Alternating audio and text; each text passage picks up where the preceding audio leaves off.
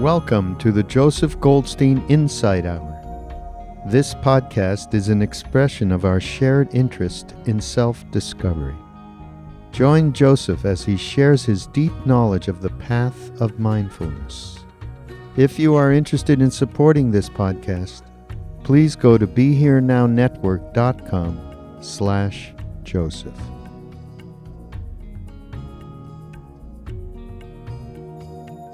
For those of you who arrived recently, I'm continuing a series of talks on the Satipatthana Sutta. That is the sutta, the discourse on the foundations of mindfulness. Last week began with discussion about mindfulness of feelings, and exploring the first line of the Buddha's instructions. When feeling a pleasant feeling, one knows, I'm feeling a pleasant feeling.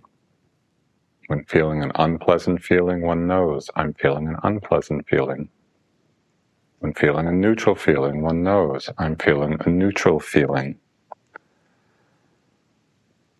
Tonight we'll look at the next lines of the discourse, where the Buddha further delineates these three types of feelings in a rather unexpected way, and in a way which opens us to a deeper understanding of suffering and of happiness in our lives. The Buddha goes on to distinguish these pleasant, unpleasant, and neutral feelings into worldly ones and unworldly ones. So in this, the mindfulness of feeling goes deeper than simply recognizing its affect. That is, noticing whether a feeling is pleasant and soothing, whether it's unpleasant or painful and hurting, whether it's neither pleasant nor unpleasant. Mindfulness of feeling at this deeper level, noticing whether they're worldly feelings or unworldly feelings, has to do with the genesis of the feeling, what the feeling is based on. And this distinction has very profound implications for our understanding and our practice. So what are worldly feelings? These are the feelings, pleasant, unpleasant, or neutral, that arise out of contact with sense objects. They arise dependent on sights and sounds, smells and tastes, touch sensations, and also these worldly feelings arise with thoughts connected to these sense objects. So these are all the ordinary experiences of the world: sights and sounds and smells and tastes and touch and thoughts. So we enjoy a good meal or a soft touch, and as we know, there arises a pleasant feeling associated with that. Or if there's a bad smell or a jarring sound. Some of you have been here when we've had fire alarm mishaps. It's a very jarring sound. It's so jarring that the sound forces one out of the building. It's an unpleasant worldly feeling. Well, there may be an ordinary sight, and it's not pleasant, it's not unpleasant. So this is a neutral worldly feeling. So all of this is simply the play of our daily experience. This is what we are experiencing and feeling many times throughout the day. Unworldly feelings, which the Buddha is pointing to, are something quite different. And they are feelings that arise associated with renunciation. Now, in our culture, the idea of renunciation doesn't always inspire us, because we often hear that word And it often sounds or feels like deprivation, that somehow we're depriving ourselves, and it's something that might be good for us in the future, but doesn't seem like that much fun now. So that's often how we think or feel about renunciation. But there's another way of understanding it, which is not as deprivation, but as being non-addictiveness. Renunciation as non-addiction. From this perspective, we don't see it as a deprivation. Non-addiction is not felt as a deprivation. We actually can get a sense of what it means in terms of the happiness it brings us in the moment.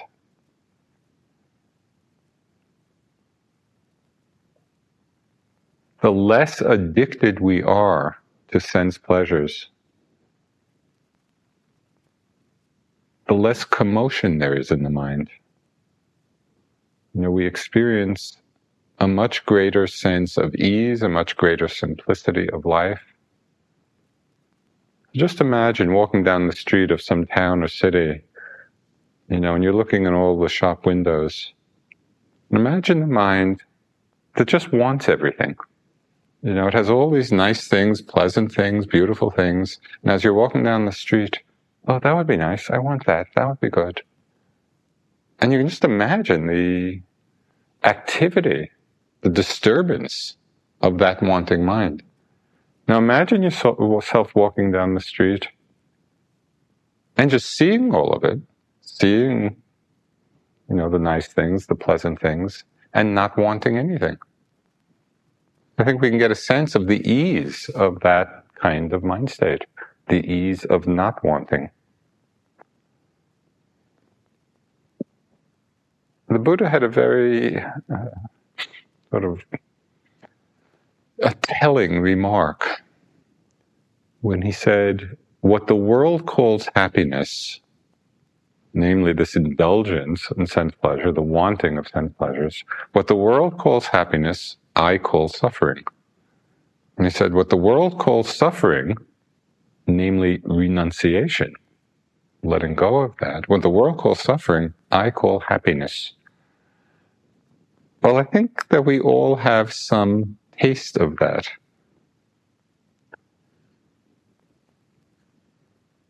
So the distinction the Buddha makes between worldly feelings and unworldly feelings, that is, feelings associated with sense objects and feelings associated with renunciation, this distinction, as we explore it, opens up greater subtleties in our meditation practice. We begin to distinguish things that were not formally distinguished. And it leads to a dramatically different understanding of pleasure, of happiness, and of freedom. Almost every message we get throughout our lives is that happiness comes through enjoyable, pleasant sense experience. This is the message that we're getting. And to a certain extent, it's true. We do get a kind of happiness from pleasant sense experience. We all know that.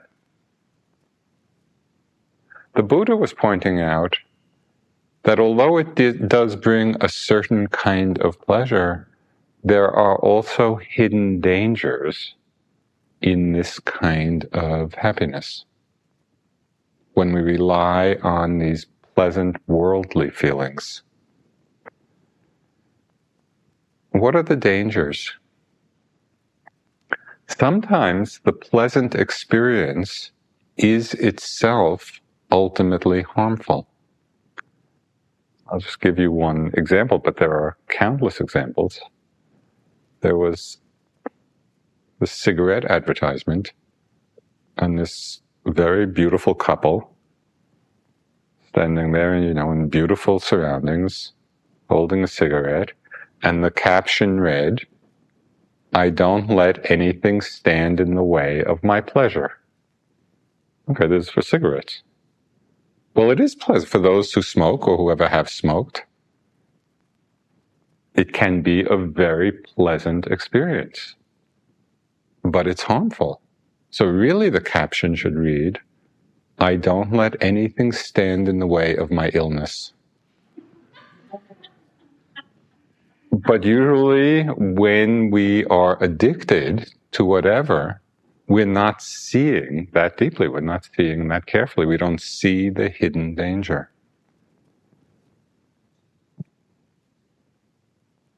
There's a hidden danger in this addiction to sense pleasure, of relying for pleasant worldly feelings for our happiness to the degree that we become very attached to them and then suffer when they change, as we know they do. So the impermanence of them becomes a source of unreliability. There's a hidden danger in our reliance on these pleasant worldly feelings for our happiness,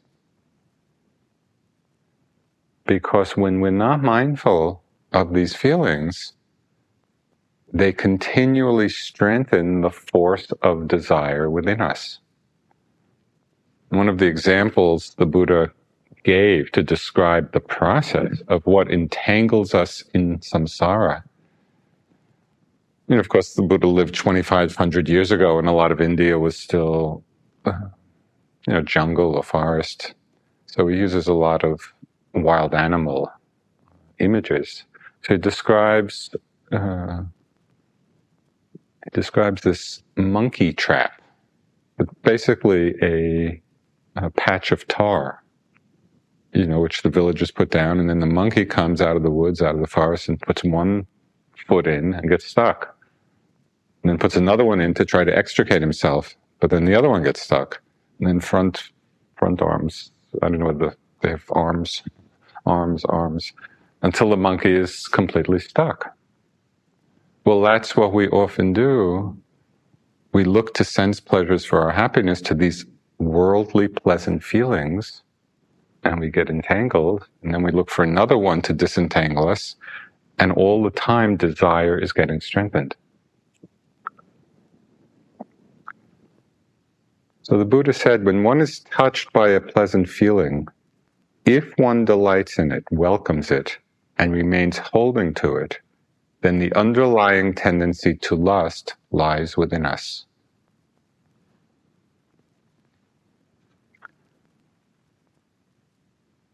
So this is all about the worldly pleasant feelings.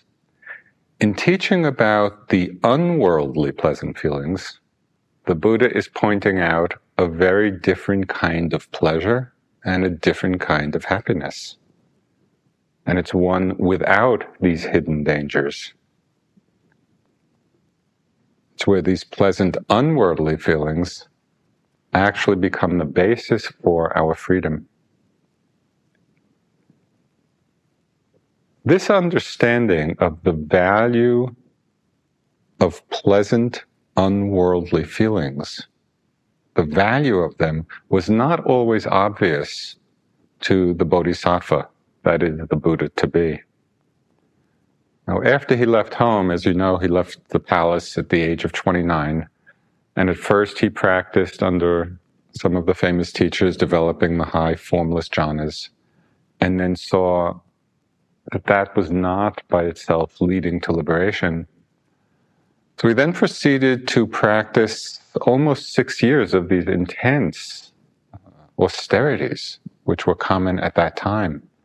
And there are very vivid depictions and descriptions of these particular practices, some of which, were taking less and less food, less and less sleep. There's a famous statue. It's called the image of the emaciated Buddha, but it really refers to the emaciated Bodhisattva, which shows, and it's very striking. They have many of them in Thailand. It said in the text that the austerity became so powerful that when the Buddha reached into his stomach, he touched his backbone. When he reached for his backbone, he touched his stomach, and out of that, starving of himself.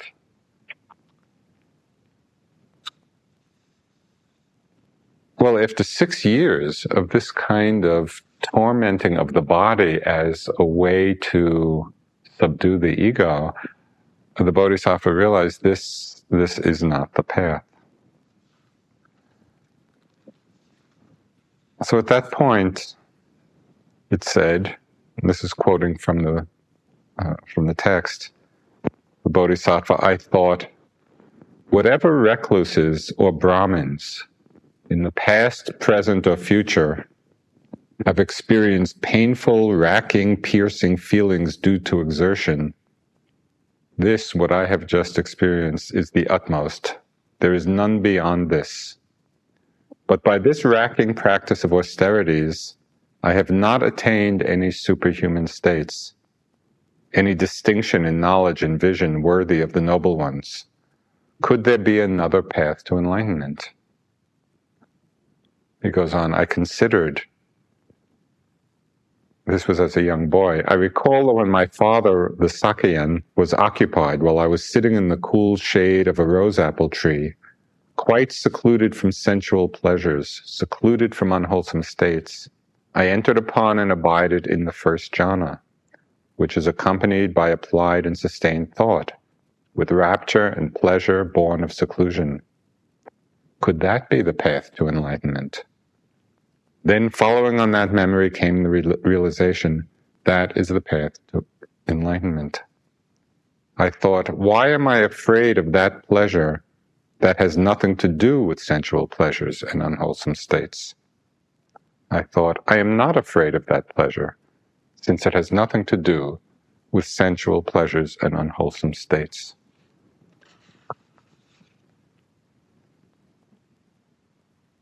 And after his enlightenment, the Buddha described himself to be one who lives in happiness, to one who abides in happiness. So this teaching, or this understanding, has an important message for us about the role of joy and happiness on our path. You know, there's so much emphasis, of course, on the great truth of suffering, you know, and its causes, on the need for right, even heroic effort, on the dangers of continually indulging sensual desire. There's so much emphasis on these aspects of the teachings, it's sometimes easy to overlook that this is a path of happiness. It's a path of happiness leading to happiness.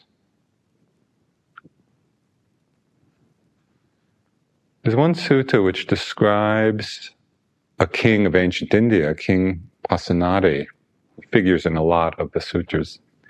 He wasn't one of the more spiritually inclined of the Buddha's royal disciples. He was a bit of a glutton.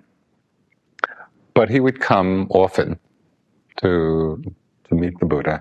So one time he was visiting the Buddha in the order of monks and nuns, and he described the scene. He was describing this to the Buddha himself. He was describing the scene that he was seeing. Well, this is the king saying, but here I see bhikkhus smiling and cheerful, sincerely joyful, plainly delighting, their faculties fresh, living at ease, unruffled, subsisting on what others give, abiding with a mind aloof as a wild deer's. This is very much the fruit of the practice. Smiling, cheerful, joyful, delighting, faculties fresh, living at ease, unruffled. Abiding with a mind aloof or free as a wild deer's. So it's in the Satipatthana Sutta with this instruction on mindfulness of feelings and distinguishing between the worldly ones and the unworldly ones, that highlight the difference between beneficial pleasures and unbeneficial pleasures. So this is a distinction we don't often make in our lives. We don't investigate this.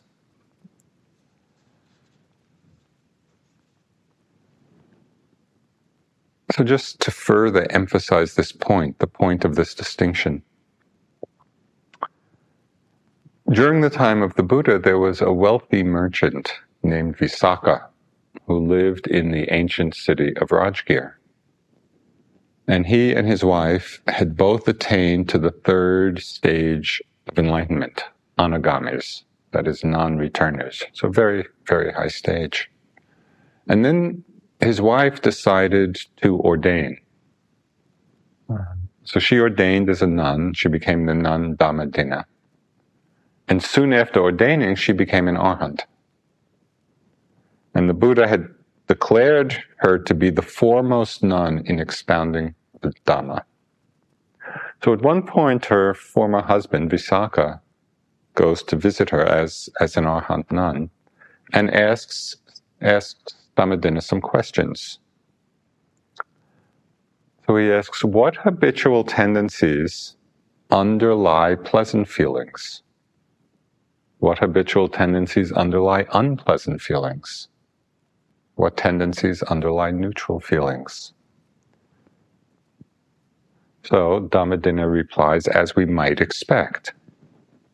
Desire or lust is the underlying tendency with pleasant feelings. Aversion underlies unpleasant ones. And delusion, not knowing, forgetfulness, underlies neutral ones. So that's not surprising. And as we mentioned last week, it's to remember these feelings, these underlying tendencies of greed for the pleasant, aversion to the unpleasant, neutral, ignorance of the neutral feelings. These underlying tendencies need to be abandoned for liberation to be possible.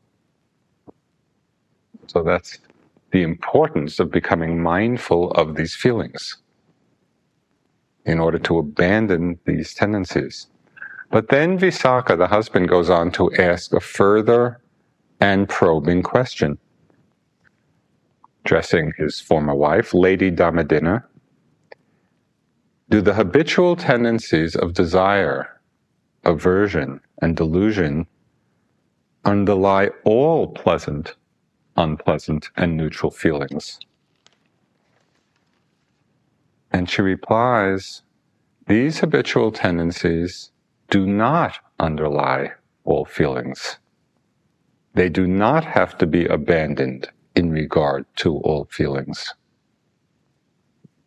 So again, she's making this same distinction. She is saying here that there are pleasant feelings. There are pleasant feelings, feelings which bring pleasure, which are secluded from sense pleasure, secluded from unwholesome states.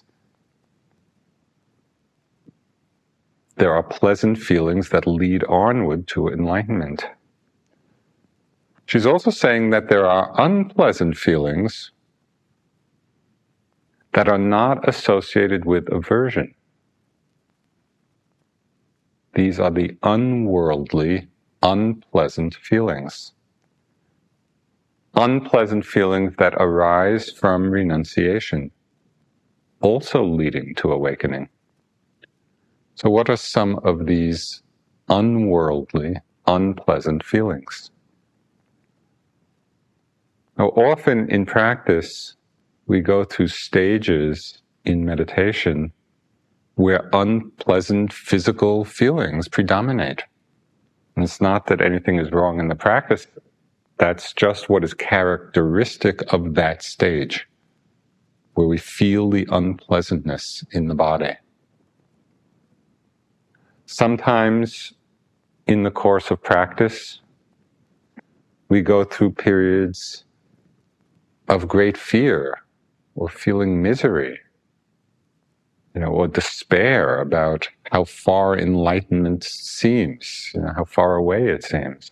So all of these unpleasant feelings can arise, but they are coming out of a certain depth of practice. they're not associated with aversion. They're actually coming out of our meditative insight.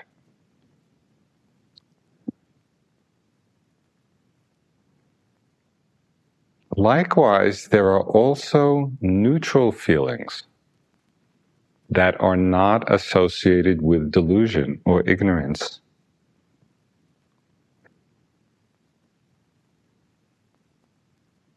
The usual worldly neutral feelings that we experience, something is neither pleasant nor unpleasant. These worldly neutral feelings are associated with the blandness of objects. When something's bland, it's not strikingly pleasant, it's not strikingly unpleasant. The blandness of the object conditions this neutral feeling. But there are unworldly neutral feelings that don't arise from the blandness of the object.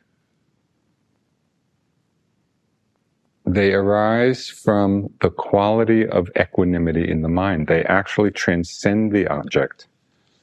And we experience these in the higher states of concentration, in the fourth jhana. Equanimity is very strong, neutral feeling. We experience it during the stages of equanimity, of insight. And it's interesting that these unworldly neutral feelings doesn't have to do with the blandness of the object. It has to do with the profundity of the equanimity. These unworldly neutral feelings bring more pleasure than pleasant feelings because they're so refined.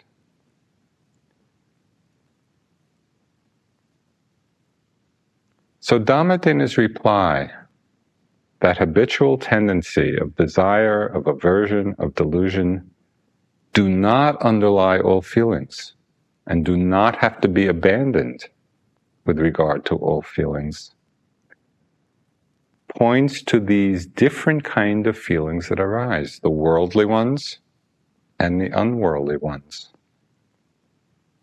It points out a different understanding of happiness and the role that this kind of happiness plays on our meditative path. And it said the Buddha approved of Dhammadinna's reply. And somebody repeated the conversation to him. He said, Dhammadinna is wise. If you had asked me the meaning of this, I would have explained it to you in just the same way.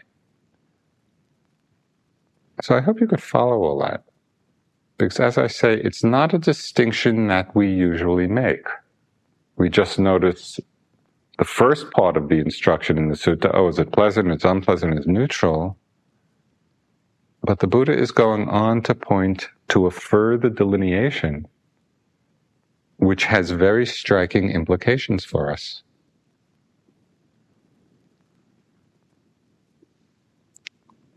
So our challenge as beings living in this world is that we find ourselves engaged with both kinds of feelings. We have lots of the worldly feelings arise. We live in the world of sense contact. And we often seek and enjoy the pleasures that come from these pleasant sense feelings. These are the pleasures in our ordinary life situations. And yet, we also know, to some extent, we know their limitations. We know, or we wouldn't be here, that they don't bring about a sense of freedom, a sense of completion. So both in our lives in the world and on retreat, we can actually practice discerning and paying attention to the unworldly feelings as well. We're very familiar with the worldly ones. This is our ordinary experience. But can we begin to pay attention to quite specifically the unworldly ones? both the pleasant, or including the pleasant, the unpleasant, and the neutral, that come from different experiences of renunciation. When we discern those kinds of feelings arising in the mind, we see for ourselves, it's no longer theory. We're investigating this for ourselves in our own practice. We see that desire, aversion, and delusion do not underlie those feelings. Those tendencies are not being strengthened.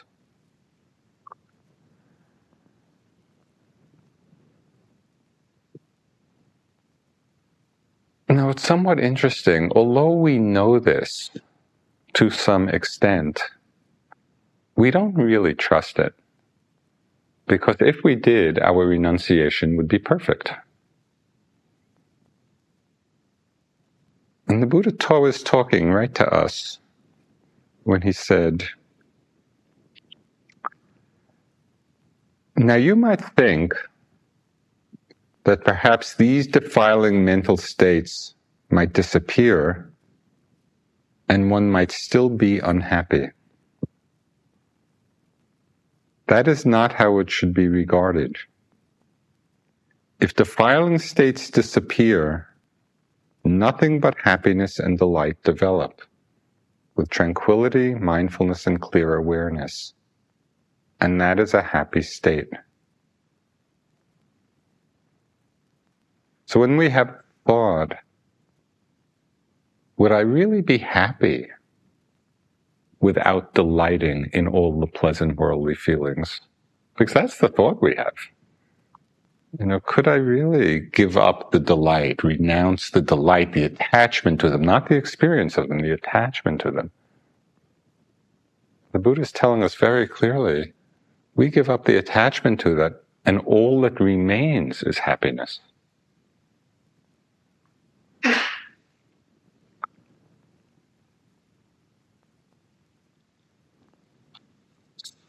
So where do we experience the unworldly pleasant feelings?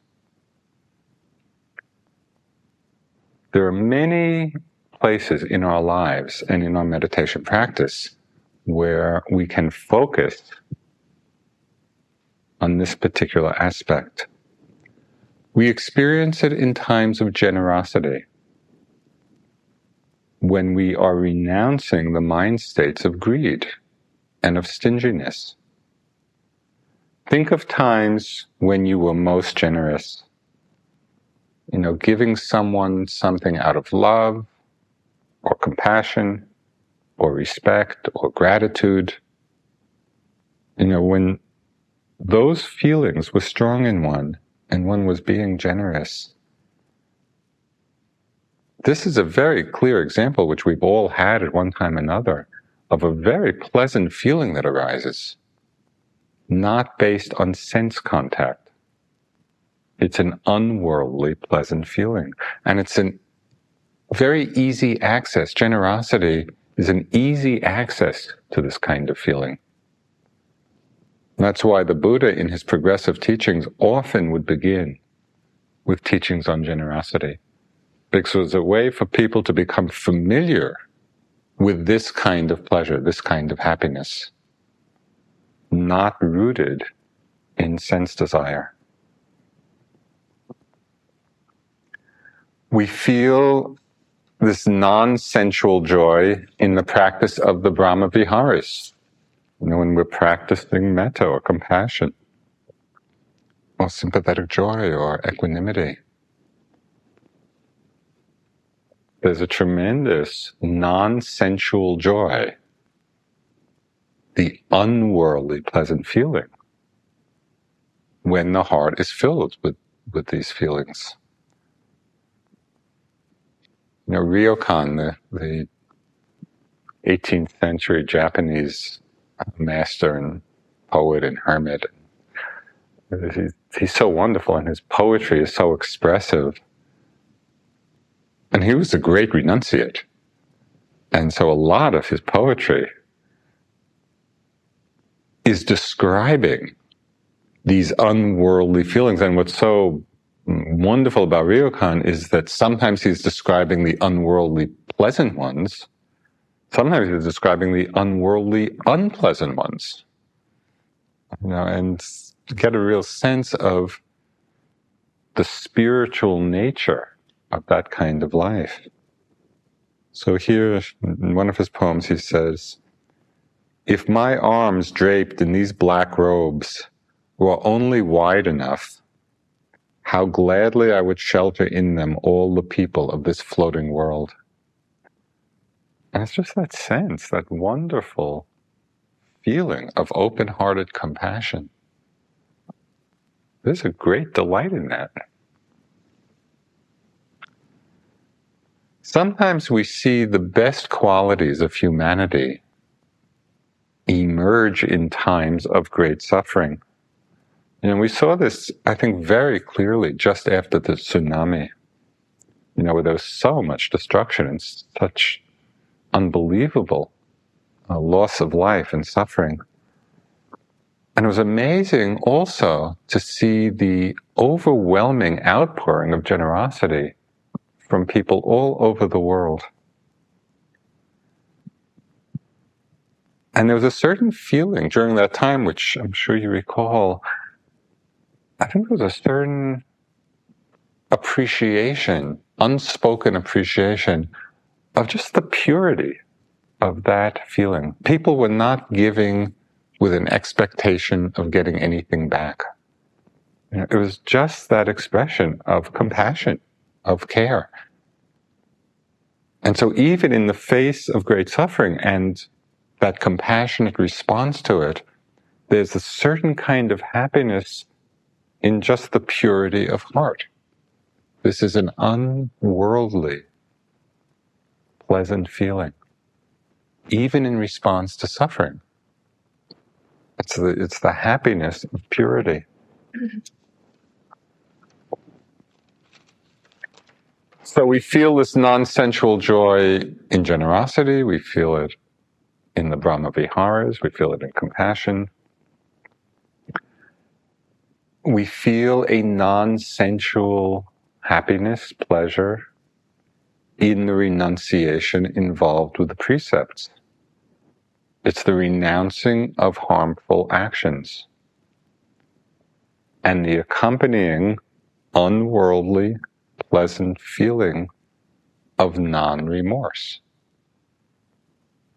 Are you getting a sense of the difference between these two categories of feelings? Those feelings connected with sense pleasures and those feelings, again, pleasant, unpleasant, neutral, associated with renunciation.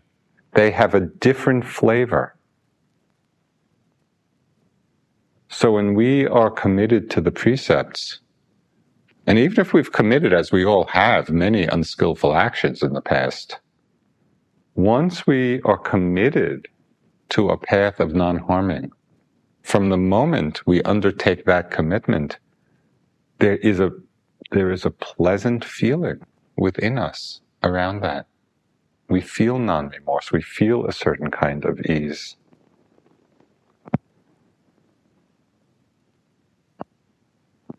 We experience pleasant, unworldly feelings in the renunciation of being on retreat. Just as you come here and you give up kind of the familiar comforts of your lives, but you begin to enjoy the beauty of the tremendous simplicity. We get a taste of what King Pasenadi was talking about when he was viewing the monks and nuns all living so simply. Living in this way, with this degree of renunciation of complexity, there's an ease, there's a wonderful feeling that can come.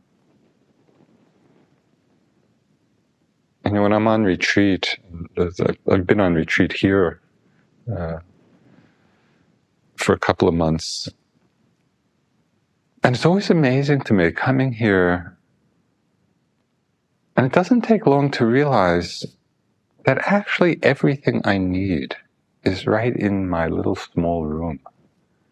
And compared to the simplicity here, it's like my life in the world feels so cluttered by comparison.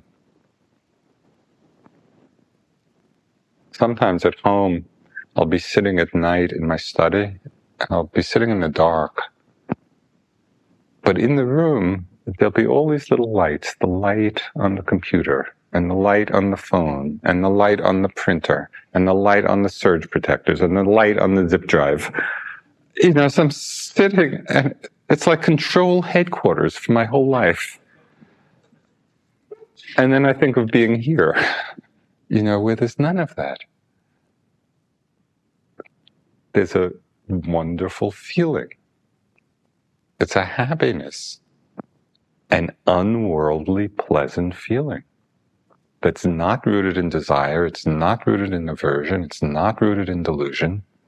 And that's the purity and the happiness that comes from the purity of these types of feelings. We experience non-sensual joy, of these unworldly, pleasant feelings, in states of concentration.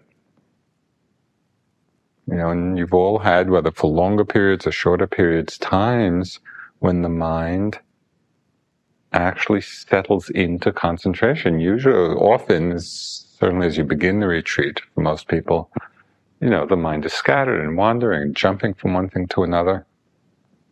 But gradually, the mind settles, and we begin to be able to sustain our attention without getting distracted.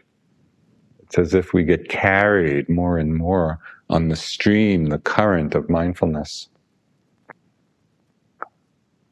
There's an ease and a pleasure here in the concentrated mind that's much greater than even the pleasure of the most wonderful sense delights. Dipa Ma once sat for 3 days in a state of jhanic absorption. She just sat down, and 3 days later she got up. And it said the Buddha could sit in samadhi for 7 days, in just the state of the highest bliss. Now, what sense pleasure offers that possibility? Just imagine 3 days of non-stop eating, or 3 days of non-stop music, or 3 days of non-stop sexual delight. At a certain point, first it would become exhausting, and then at a certain point it would really be undesirable. It's like we would get tired, we wouldn't want to continue. It's the limitation of that kind of pleasure. And yet in the pleasure, the happiness of these unworldly feelings, we can abide in them uninterruptedly with delight for long periods of time. So it's worth learning to recognize the difference between these kinds of feelings, as the Buddha is saying in the instruction in the sutta. We experience yet an even higher kind of non-sensual joy in the experience of meditative insight. Here it's not the absorption in the feelings that brings the happiness, but rather it is the happiness of vividly clear seeing deeply the momentary changing nature of things, the selfless, empty nature. And as our practice deepens in a whole variety of ways, it's not just through one way that it deepens, but as the mind gets still and as our mindfulness gets stronger, we have increasingly refined experiences of these pleasant, unworldly feelings connected with insight. I just want to read a little teaching from Mahasi Sayadaw. He said, at times the different objects to note may shrink to one or two, or all may even disappear. However, at this time, the knowing consciousness is still present. In this very clear, open space of the sky, there remains only one very clear, blissful consciousness, which is very clear beyond comparison and very blissful. So this is the happiness, the bliss, or the pleasure of insight, of clear seeing. And then there's the happiness of freedom, of letting go of the subtle attachments even to these refined states. Letting go of the attachment, any attachment at all, to bliss or to clarity or to non-thought. So that's even a higher kind of pleasure. So how do we apply this? How do we practice this discernment? We go back to the sutta. The Buddha is telling us in this section of the Satipatthana Sutta, where he's delineating these different kinds of feelings. When a pleasant, worldly feeling arises, this is from the sutta, one knows I'm feeling a pleasant, worldly feeling. When feeling an unworldly, pleasant feeling, one knows I'm feeling an unworldly, pleasant feeling. And then the same with unpleasant, the same with neutral. We notice the feelings as they arise, pleasant, unpleasant, neutral, and we notice whether they're worldly, connected with sense objects, when they're unworldly, connected with renunciation in one form or another. Now there's a caution here, and the caution is not to make this too complicated, so that it simply becomes a source of confusion or doubt, because it can easily imagine spending an hour just trying to figure it out. Oh, is this pleasant? Is it neutral? Is it worldly? Is it unworldly? And we just could begin to tie ourselves up in knots. So that's not the idea. Rather, simply use this as a framework of understanding. The Buddha was making this distinction very explicitly. This is the major part of the instruction on mindfulness of feelings. So there's something important here for us to learn. Just begin to notice in whatever way you can, without trying to overanalyze. So just begin exploring, as feelings become predominant, whether they're predominantly noticeably pleasant, unpleasant, neutral. So just have in mind this framework of understanding, of beginning to see the difference. Is it one that's connected with sense pleasures? Is it one that's connected with some state of renunciation? Either out of generosity, out of compassion, out of love, out of the precepts, out of concentration, out of insight. The different feelings that arise from those kinds of experiences. And one last little piece on this. In these instructions, the Buddha is not saying that we should strive to only have these unworldly feelings. So he's not saying that because that's impossible. We live in the world of sense contact. So a good many, and maybe even most of the feelings we have will be worldly ones. That is based on sense contact. So both kinds will arise, and this is just our life. But if we can begin, even make a beginning to get a sense of distinguishing, oh, these are the worldly feelings. These are the unworldly ones. Okay, with the worldly feelings, pleasant, unpleasant, neutral, then we can recognize the importance of being mindful of them so that we do not strengthen the underlying tendencies of attachment, aversion, or delusion. When we're not mindful of them, we are just strengthening those tendencies. So we want to see that. We want to notice that that is our conditioned response. Pleasant, I like. Unpleasant, I don't like. Neutral, I don't know what's going on. So we want to see that in our experience, and through mindfulness, decondition that response to those kinds of feelings. We learn to rest in the simple awareness, yes, this is pleasant, this is unpleasant, this is neutral. So the mind remains free in the experience of it.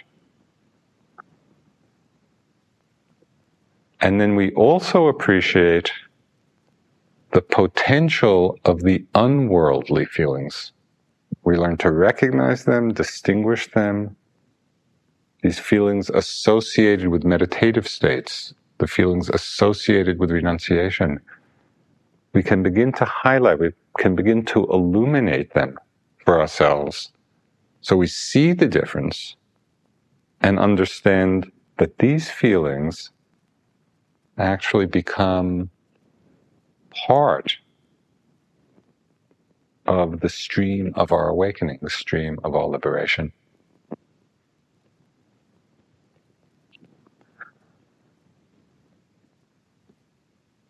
So let's sit for a few minutes.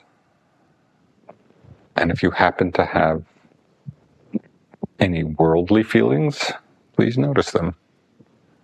If you have any unworldly feelings, please notice them.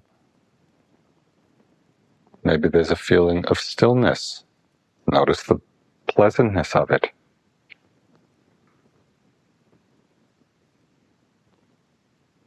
Maybe the knee hurts. Notice the unpleasantness of it.